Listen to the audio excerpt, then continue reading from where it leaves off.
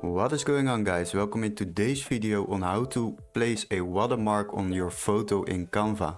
So what we want to do, we want to add a picture to a project like this, and now we would like to add a font into it. As you can see, we can type in our name like tech tutorials 1 2 3 4. That's the channel name, and what we want to do now is to make it a little bit bigger. But as you can see, it's not that nice in the color black. We would like to use a color which is blending into the picture's color.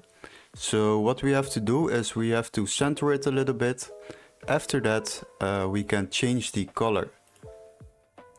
Now you can see the watermark, but it's still too visible on the picture, so we can use the transparent option on top, and then we just slide it a little bit down so it goes better into the picture.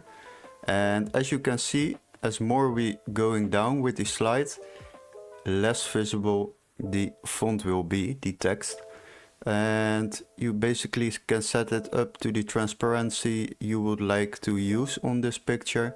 For now I will leave it on 20. It's still visible, and what you can do is you can duplicate that and you can place it along the whole picture. As you can see, it's placed over here now, and now you have created a watermark with just a font. What you also can do is basically you can upload a logo, and you can also use that in the photo as a watermark. Let's select this one. As you can see, it's still too visible, but you can use the transparency option to make it less visible. And just aim for a transparency level which is suitable for this picture. And as you can see, now you have placed the logo as a watermark on your photo. So that is basically how you place a watermark on a photo in Canva.